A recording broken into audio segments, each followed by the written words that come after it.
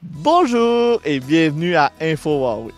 Mon nom est Alexandre Martel. Pour cette émission, nous allons parler à Amélie Heinz, présidente du CCU de Warwick. Par la suite, nous allons rencontrer le policier Marc Trottier qui va nous parler de la zone neutre de stationnement à l'hôtel de ville. Pour terminer, nous nous déplaçons au carrefour d'entraide de bénévoles des Bois-Francs pour parler à M. Hugues Laroche. Bonne émission!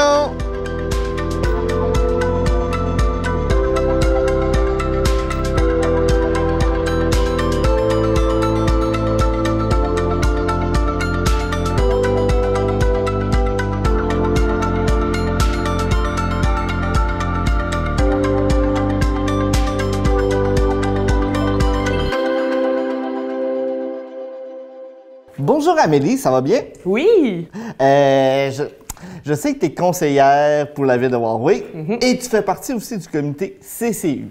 Oui. Là, on entend beaucoup parler lors des séances du conseil. Je voudrais peut-être plus éclaircir c'est quoi un CCU. Oui, bien le CCU, en fait, c'est l'acronyme pour Comité consultatif en urbanisme.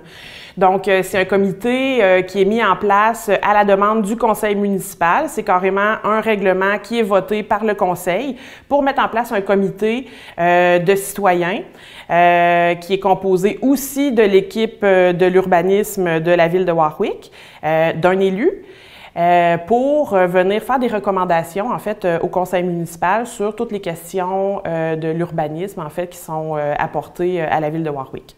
Dans le fond, si je comprends bien, c'est que vous êtes, dans le fond, vous êtes 5 citoyens. Vous êtes combien de citoyens déjà? Il y a 4 citoyens sur le conseil, 2 personnes du staff de la ville, de l'équipe de l'urbanisme, plus une personne qui est élue. Donc là, cette année, c'est moi. Ça a été longtemps Pascal Lambert, le maire actuel, qui était sur le comité consultatif.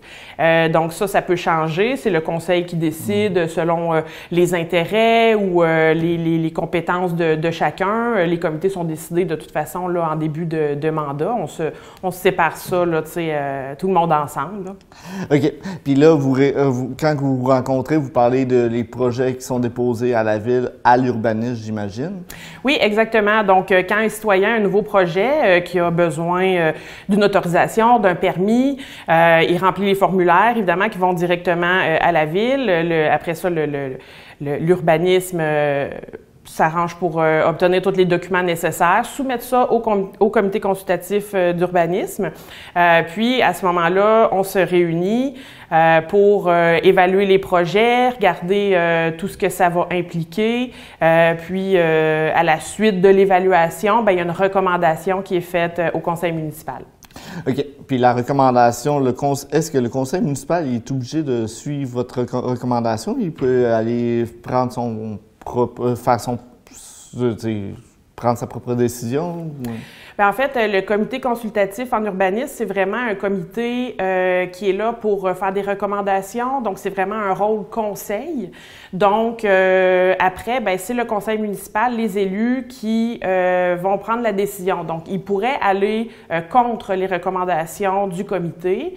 Mais dans mon expérience à moi, c'est plutôt rare que ça arrive parce que le CCU, évidemment, il a évalué tout le dossier. Puis, normalement, quand il fait une recommandation, c'est toujours une recommandation qui fait beaucoup de sens. Puis, c'est rare que ça va à l'encontre de la volonté de développement de la ville. Donc, mais évidemment, le conseil municipal pourrait toujours aller en sens inverse de ce qui est recommandé.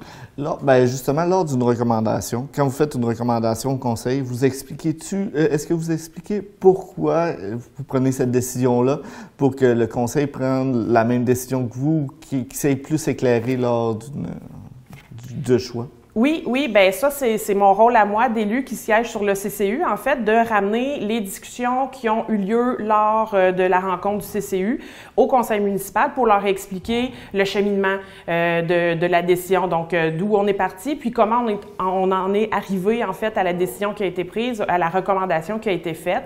Donc, on va évaluer on va parler des critères qu'on a évalués, le préjudice qui pourrait être causé aux voisins, la nature de la demande, ça dépend toujours des cas. Il y a plusieurs cas différents, puis il y a plusieurs domaines dans lesquels le CCU va être consulté. Donc oui, ça, c'est ma job à moi de ramener ça au conseil pour leur expliquer là, comment on a pris la décision.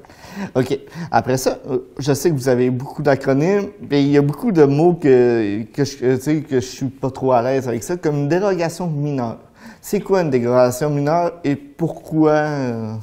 Bien, une dérogation mineure, c'est quand un citoyen veut faire une modification sur son terrain, son bâtiment, qui va à l'encontre, qui dérogerait du règlement qui a été adopté. Donc, ça peut être vraiment sur plusieurs choses, la hauteur d'un bâtiment ou la distance entre sa ligne de terrain et celle de son voisin, par exemple. Donc, dès que ça déroge, ça déroge du règlement qui est adopté, il faut que ça aille en dérogation mineure. Donc, quand on parle de dérogation mineure, ça veut dire que c'est pas une grosse affaire. Ça veut dire que c'est pas une modification majeure, par exemple. Donc, c'est pas quelque chose là, qui modifierait là, vraiment énormément, disons, le plan. Mais donc, c'est ça. Dans le fond, c'est tout ce qui pourrait, ce qui rentre pas dans les cadres du règlement en place. OK. Puis après ça, quand vous l'acceptez, vous demandez vos recommandations, le conseil le passe au conseil et la personne peut être présente aussi sur les lieux quand vous parlez du projet, justement, mettons, pour une dérogation mineure ou un plus gros projet. Oui. Bien, en fait, chaque citoyen qui fait une demande peut venir s'exprimer devant le CCU pour expliquer les raisons de sa demande, pourquoi il demande soit une dérogation ou quelque chose qui a besoin d'être évalué par le CCU, puis ensuite adopté par le conseil. Donc, oui, il est toujours habilité à venir s'exprimer là-dessus pour nous expliquer un peu le projet puis pourquoi on devrait accepter sa demande. Après ça, il y a aussi, on va s'amuser avec les acronymes, là. Il y a le PIA. Donc, PIIA, c'est Plan d'implantation et d'intégration architecturale. Donc ça, c'est un règlement particulier qui est adopté dans chaque ville. C'est pas toutes les villes qui en ont un. Nous, ici, on en a un à Warwick. Donc ça, vu que c'est un règlement, si on veut faire une modification quelconque qui dérogerait de ce règlement-là, bien évidemment, ça prend encore une fois une demande qui doit être évaluée par le CCU et adoptée ensuite par le conseil. Puis sinon, il y a aussi les fameux PAE. C'est le plan d'aménagement d'ensemble. Ça aussi, c'est un règlement particulier dont les villes peuvent se doter. Nous, ici, on en a aussi un à Warwick. Donc, ça aussi, dès qu'on va à l'encontre ou qu'on veut faire une modification qui ne respecte pas le règlement, là, il faut faire une demande particulière devant le conseil. Ce règlement-là, je pense qu'il est juste touché sur quelques rues de la ville de Warwick, hein? Oui, bien c'est toujours, ces règlements-là, c'est toujours attribué à certaines zones parce que des fois, ça va être une question d'architecture. On veut conserver un patrimoine particulier. On veut que les nouveaux bâtiments ou que les rénovations respectent un peu le plan d'aménagement qui est en place. Donc, oui, c'est toujours attribué à des zones particulières. Je ne pourrais pas mettre une maison rose flash dans le centre-ville. Ça serait surprenant que ça passe. On va y aller sur un projet fictif que j'ai. Mettons, je voudrais faire ma galerie trop près de la ligne de mon voisin. Là, en premier, je vais rencontrer mon voisin pour voir si ça lui dérange, pour finir mon bon voisinage. C'est bon, ça. Après ça, j'irai voir le service de l'urbanisme pour proposer mon projet. Ensuite, j'imagine qu'eux apporteraient Oui, le dossier au CCU, c'est ça. Puis nous, on va l'évaluer en réunion. Évidemment, le service d'urbanisme va être présent pour nous expliquer un peu parce que c'est eux qui ont eu le premier contact avec le citoyen. C'est eux qui ont aussi demandé les plans parce qu'on demande toujours à avoir des plans pour avoir une idée de comment ça se passe puis à quoi ça va ressembler pour pouvoir prendre une décision. Puis après ça, on va évaluer les impacts que ça va avoir sur tout ce que ça pourrait concerner. Donc, sur le voisin, sur les terrains de la ville. Est-ce que c'est parce que ça dépasse sur l'emprise de la ville? Est-ce que ça va cacher quelque chose dont on aurait besoin d'avoir accès? Est-ce que ça va causer un préjudice aux voisins? Donc, c'est ce genre de choses-là qu'on va évaluer. Puis évidemment, si La maison, ça donne à se retrouver dans une zone où il y a un PIIA, par exemple, donc où il y a certaines architectures peut-être à respecter. Puis on va regarder si ce qui est proposé respecte un peu l'uniformité, puis ce qu'on veut, le cachet qu'on veut garder dans le quartier en particulier. Puis en terminant, je sais que vous avez beaucoup de dossiers confidentiels, mais on est-tu capable d'avoir un petit un petit... Oui, bien c'est sûr que tant que les projets n'ont pas été acceptés puis sont pas publicisés, on peut pas vraiment en parler de ce qui est en cours. Par contre, on a récemment accepté un plan d'aménagement d'ensemble pour le développement du parc des bénévoles près du centre-ville. Donc, c'est là que on voit l'importance d'un plan de développement comme ça parce que ça assure une espèce de développement qui fait beaucoup de sens dans un quartier. Le promoteur a déposé un super beau projet, donc le CCU l'a évalué, il a fait sa recommandation et le conseil a accepté le projet. Donc, on va voir où ça va mener dans les prochains mois. Mais ça, c'est un bel exemple de projet récent qui a été accepté. Ah! Hey, je te remercie mille fois, Amélie. Ça a vraiment été agréable. Ça fait plaisir. Merci à toi. Ça fait plaisir.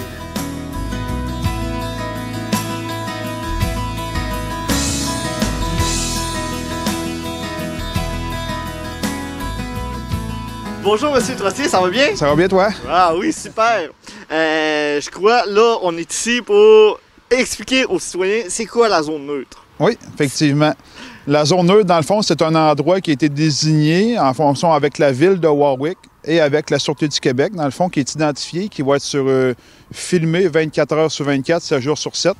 C'est pour sécuriser puis faciliter les échanges, dans le fond, entre citoyens ou, exemple, une garde d'enfants, des choses comme ça. Ça offre quand même une certaine protection, si vous voulez, si ça se passe mal. On est capable d'avoir les informations sur les plaques de véhicules ou sur les personnes qui ont fait la transaction en cas de fraude, des choses comme ça. Fait que c'est un stationnement, c'est 2 stalles de stationnement qui ont été désignés à l'hôtel de ville, éclairés, filmés, pour s'assurer que les échanges se passent bien. Dans le fond, c'est 24 heures, comme la pancarte le dit. C'est vraiment la lumière, c'est bien éclairé. Je pense que vous avez fait des tests aussi. Fait que, puis je crois aussi que c'est en collaboration avec le service d'incendie de Warwick. Oui, aussi. Les services d'incendie de Warwick, la ville de Warwick, je vous dirais que nous, on est associés, mais les travaux ou la grosse partie du travail a été fait vraiment par la ville et le service d'incendie également. Puis, dans le fond, on pourrait, échange, est-ce qu'on pourrait avoir un exemple plus concret un peu? Exemple, je vous dirais, quelqu'un qui achète un produit X sur un réseau social ou Kijiji ou les packs de ce monde vont se donner rendez-vous ici pour faire la transaction, soit l'échange d'argent avec l'échange de produits, ce qui va être filmé, bien éclairé. Ensuite de ça, s'il y a un problème avec soit le produit ou c'est une fraude ou peu importe, ça va être filmé. À ce moment-là, nous, si on a une plainte, on va pouvoir passer avec la municipalité pour avoir les bandes vidéo. Puis à ce moment-là, on va pouvoir entamer notre enquête beaucoup plus facilement qu'avec des fraudeurs. Souvent, avec ça ne sera pas leur vrai nom qu'ils vont avoir. Fait que nous, on a une piste déjà en partant, puis ça va dissuader beaucoup aussi les fraudeurs de venir faire un échange en sachant très bien qu'ils sont filmés lors de la transaction. OK. Puis après ça, mettons que j'arrive, je fais ma transaction dans la zone neutre. Il y a un pépin qui arrive. Là, je contacte qui? Qu'est-ce que je fais? Vous contactez le service de police s'il y a une plainte à prendre, soit de fraude ou peu importe. À ce moment-là, nous, en sachant que ça a été fait dans la zone neutre, nous, on va contacter la municipalité pour avoir accès aux caméras de surveillance. C'est vraiment via le service de police qu'on a accès aux caméras de surveillance. Puis c'est uniquement lors de plainte ou lors d'un événement X qu'on va le demander. OK. Puis avec ça, ce projet-là, je pense qu'il est à Warwick, mais il est en train de s'implanter un peu partout au Québec. Je vous dirais au Québec beaucoup, même au niveau canadien, mais là, plus près dans la MRC, Victoriaville va avoir sa zone également là, dans les prochaines semaines ou prochains mois. Il y a d'autres municipalités, dans d'autres MRC aussi, qui sont intéressés à mettre en place des zones comme ça. Fait que oui, ça va être quelque chose qu'on va voir probablement dans beaucoup de municipalités là, au cours des prochaines années. Là, on a parlé beaucoup d'échanges de market, d'échanges commerciaux, mais il y a aussi d'autres choses qu'on peut dire. C'est pas juste pour ça. Là. Non, effectivement, la zone neutre peut vraiment servir aussi aux échanges de garde d'enfants lors de séparation. Des fois, c'est plus conflictuel, il y a des petits problèmes où on veut être une présence plus rassurante. Bien, effectivement, ça peut dissuader aussi, d'un bord comme de l'autre, les conjoints d'avoir des chicanes ou des fois des emportements lors d'échanges d'enfants. Fait que c'est une zone qui peut servir à ça aussi, qui peut servir également pour une plainte qui peut arriver lors des échanges de garde d'enfants aussi. Ouais, c'est aussi, des fois, c'est plus sécurisant à savoir que tu es filmé, même si rien va se passer. Juste avoir l'esprit que tout est filmé. C'est ça. Effectivement, puis des fois, on ne sait juste pas où donner rencontre. Ouais. Fait que là, ça va devenir des points, je vous dirais, systématiquement. Puis nous, dans les patrouilles régulières aussi, ça reste, le véhicule qui est en service dans le coin, c'est sûr ça va faire partie aussi de sa patrouille régulière aussi de passer ici, vu que ça va être un point de rassemblement qui va être de plus en plus populaire. Un gros merci, M. Trottier, ça a vraiment été agréable. Ça fait plaisir. Bonjour Luc, ça va bien? Oui, merci, toi aussi. Oui, super. Là, présentement, on est au carrefour d'entraide. Bénévole des Bois-Francs. Hey, merci mille fois, j'ai tellement de la misère avec ce ton-là que je sais pas pourquoi. Ouais, exactement, pourtant. J'aimerais ça que vous nous parliez un peu de votre organisme. Qu'est-ce qu'il fait, puis tout ça? L'organisme a été créé depuis, je dirais, plus de 40 ans. Et on a comme mission de vraiment promouvoir le bénévolat sous toutes ses formes, d'une part. Deuxièmement, on offre aussi des services avec des bénévoles, des services qui sont principalement destinés pour encourager et soutenir le maintien à domicile. Fait que c'est ça, vraiment, là, les deux volets de la mission du Carrefour. Toutes vos activités se déroulent vraiment dans toute la MRC d'Arthabasca. Disons que les activités, il y en a certaines qui sont plus faciles en raison de leur nature, qui sont peut-être plus limitées dans l'espace à Victoriaville. Mais la grosse majorité de nos services, effectivement, sont accessibles à l'ensemble de la population de Victoriaville et sa région. On peut, entre autres, parler de l'accompagnement transport. Ce service-là, c'est un service où des bénévoles vont accompagner des gens pour aller à des rendez-vous médicaux. Quand on dit accompagnement transport, le mot-clé là-dedans, c'est le mot accompagnement.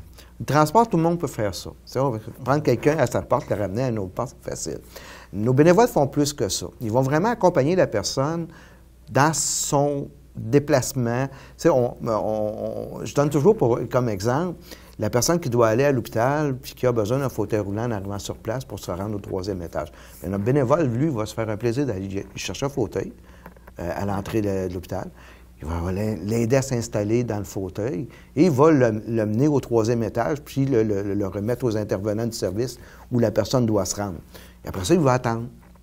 Puis une fois que le service, la dame ou le monsieur a terminé, il va faire le chemin contraire, puis on le ramène à la maison. Fait que c'est un service qui est vraiment accompagnement pour des personnes qui sont en perte d'autonomie, qui ont besoin d'un support physique, mais aussi ça peut être un support moral. Ouais. Il y a des gens qui ont plus de problématiques au niveau de l'orientation, au niveau peut-être du stress d'aller en public, des problèmes d'anxiété. Des fois, le bénévole va être la seule personne que le bénéficiaire va rencontrer dans sa semaine. Ouais. Va être la seule personne avec qui elle va parler. Ou quand elle appelle pour avoir le service, des fois, c'est le seul téléphone qu'elle va avoir. Moi, j'ai eu des exemples là, que j'ai en tête, là, puis c'est vraiment... Oui, on fait l'accompagnement transport, mais il y a beaucoup d'écoute aussi à travers de ça. Okay. Là, ben, j'imagine aussi, vous faites des... Peut-être que je m'étire, mais vous faites du transport aussi pour les personnes avec des maladies, pour aller à Québec? Oui, on a des gens qui vont régulièrement du côté de Trois-Rivières, Drummondville, Sherbrooke, Montréal, Québec. C'est des destinations que des bénévoles acceptent de faire avec des gens, moyennant certains, parce qu'il y a des frais. C'est pas gratuit, c'est pas un service qui est gratuit. C'est des compensations qui sont versées aux bénévoles pour l'utilisation de leur voiture, c'est pas des salaires, il faut être bien clair. Non. Parce que nous, on est quand même soumis à une réglementation au niveau provincial. Si on offre ce service-là, c'est parce que le Carrefour a été reconnu par le Centre intégré universitaire de santé et de services sociaux de la Mauricie et du Centre du Québec comme organisme qui délivrait le service d'accompagnement transport. Et tout ça dans un cadre législatif là, approuvé par le gouvernement du Québec. Puis là, on parle beaucoup de transport, mais vous offrez plus d'options que ça pour les... Oui. Il y a d'autres choses qu'on offre, effectivement. Je pense, entre autres, là, pour les gens, les résidents du côté de Warwick, un service qui pourrait être intéressant, c'est ce qu'on appelle le service de popote congelé. Ah, OK. Popote congelé, c'est un service de livraison de repas congelés prêts à être réchauffés. Ce qui est intéressant parce qu'il y a une grande variété de plats qui sont disponibles. Écoute, on parle d'une vingtaine de plats principaux. OK. Puis après ça, tu vas se greffer à ça des desserts. Il va se rentrer des soupes en entrée. Et ça, c'est la personne qui décide, moi, bon, je veux de temps. Il commande vraiment, là, chaque personne fait sa propre commande, finalement. OK. C'est comme son épicerie, mais c'est une épicerie prêt à manger. Fait que là, il dit, bon, ben moi, c'est pour le... Puis là, ils peuvent commander pour une semaine, pour 2 semaines, ils peuvent commander pour un mois, dépendamment, c'est sûr, de la grosseur du congélateur. Ouais, c'est ça, j'imagine. Fait que là, c'est vraiment au choix. Et les livraisons se font une fois par semaine. Ah, OK. Alors, ça aussi, il y a quand même des critères à respecter pour... écoute, je vais te donner j'ai pris du bœuf bourguignon, de la lasagne, différents types de pâtés, des poitrines de poulet barbecue. Les gens font vraiment leur commande, passent leur commande, puis nous, c'est livré les mardis. Il y a des bénévoles qui partent avec tous les plats sont mis dans des glacières pour être livrés. On s'en va chez M. Morin pour aller porter sa commande de plats congelés. Nos bénévoles vont... présentement, nos bénévoles vont laisser sur le bord de la porte parce qu'on n'entre pas dans là. On a mis en place, nous, des mesures assez sévères au niveau de des normes sanitaires, des consignes sanitaires, parce que on travaille avec une clientèle qui est quand même relativement vulnérable. C'est des gens qui sont âgés, il y en a des très âgés aussi. Fait que ça, on ne prend pas de risque. Mais au-delà de ça, c'est vraiment la livraison à domicile là, pour la plupart des gens. Il y a aussi possibilité de venir le chercher au carrefour quand la personne a quelqu'un pour venir avec lui le chercher. Mais c'est vraiment un service qui est apprécié comme tous les services qu'on a au carrefour. Non, j'imagine. Puis dans le fond, quand tu sais, la nourriture, d'où qu'elle vient? C'est préparé par dans les cuisines du centre d'hébergement Le Roseau ici à Victoriaville. Ah, OK. Donc, c'est vraiment une cuisine qui est faite par des gens qui connaissent ça, selon des normes reconnues et en fonction des... la MAPAC, c'est ça. Puis c'est selon aussi les critères de nutrition là, généralement admis là, dans le milieu. Ah, OK. Ah, wow! Là, pour s'inscrire, ça, je peux appeler au centre... Comme tous les services, on peut tout simplement contacter le carrefour d'entraide bénévole et on va, en précisant quel service, on va transférer le téléphone à la personne concernée. Oh! Après ça, on a-tu d'autres activités, d'autres... Bien, je dirais que c'est bien beau ce service-là, mais ça ne marche pas tout seul. Ouais, non, c'est ça. Ça prend des gens, ça prend des bénévoles. Ah bon. Fait que, oui, qui c'est qui peut être bénévole? Tu sais, dans le fond, qu'est-ce que ça prend pour être bénévole? Ça prend pas des tonnes de choses. Il faut aimer aider les autres.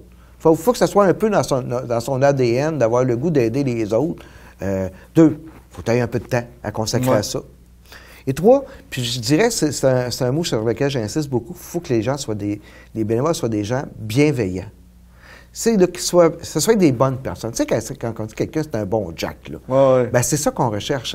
Il faut que ce soit des personnes qui vont avoir beaucoup de patience, beaucoup de discrétion aussi, parce qu'ils vont se faire dire des confidences des fois, puis beaucoup de discrétion, beaucoup de disponibilité aussi. Fait que c'est un peu les qualités qu'on va aller rechercher chez un bénévole. Parce que nous, on ne devient pas bénévole qui veut, par exemple. On a une politique assez stricte aussi au niveau de la sélection des bénévoles, parce que notre clientèle, c'est une clientèle on disait un peu plus tôt, c'est une clientèle qui est vulnérable. Fait qu'on veut vraiment s'assurer qu'on choisit les bonnes personnes pour assurer un service qui est vraiment apprécié là, par les bénéficiaires. Il y a tout un processus de sélection qui a été mis en place pour s'assurer justement de la probité des gens qu'on va retenir comme bénévoles. Ça commence par une entrevue téléphonique. On parle de... Je vais voir un premier contact avec la personne qui veut donner son nom comme bénévole. Par la suite, on va faire une rencontre individuelle. On va rencontrer en présence. Là, on a différentes questions à poser. Puis, On demande des références également. On demande aussi, c'est bien important, d'avoir aucun antécédent judiciaire. Actuellement, avec la pandémie, on demande aux gens d'être vaccinés aussi. C'est deux incontournables à l'heure actuelle. Fait que, on fait tout ça, puis à un moment donné, bon, OK, oui, c'est beau, on part le bénévole, ça marche, et ces gens-là sont aussi heureux de pouvoir, justement. Pour plusieurs, c'est une façon de redonner aux autres. Ouais. Ben, quand tu donnes ton nom, tu sais, après le processus, ça a l'air gros maintenant, mais rendu, ça se fait facilement, là, tu sais, une entrevue téléphonique, on se parle souvent au téléphone. En date d'une semaine et demie, on l'a fait régler, mais il faut comprendre justement, parce que oui, il y en a qui vont dire, ouais, mais c'est parce que c'est pas juste arriver à quelque part de placer des chaises ou tasser des boîtes, là. On travaille avec des individus. Quand tu te retrouves dans une automobile avec une personne pour un trajet d'une demi-heure, 3/4 d'heure, 2 heures si tu vas à Montréal, faut que tu t'assures que c'est une personne fiable. La personne est fiable, puis que moi, je dois vous dire qu'on a une qualité de bénévole extraordinaire à Victoriaville. Ouais. Au Carrefour, et dans toutes les régions, parce que le bénévolat, ça se fait pas juste au Carrefour d'entrée de bénévole. Puis, pour, mettons l'exemple que je veux donner mon nom pour être bénévole, comment que je fais? Je contacte encore, là? C'est encore le Carrefour. Écoutez, tout rentre avec le numéro de téléphone que je vais vous donner. C'est le 819-758-4188. Pour des demandes de services, l'information, voir si on est admissible au service. Pour s'offrir ses services comme bénévole, c'est le numéro de téléphone à composer. Et vous avez juste à préciser ce que vous souhaitez, c'est quoi la thématique, le dossier que vous voulez aborder, et on va vous transférer à la bonne personne. Un gros merci, Hugues, de nous avoir accueillis dans ton organisme. Mais ça m'a fait plaisir. Revenez nous voir. C'est déjà terminé pour Info Warwick. J'espère que le contenu vous a plu. Si vous avez des commentaires, des questions, vous pouvez aller sur le site de la ville ou sur notre Facebook. Moi, je vous dis à la prochaine.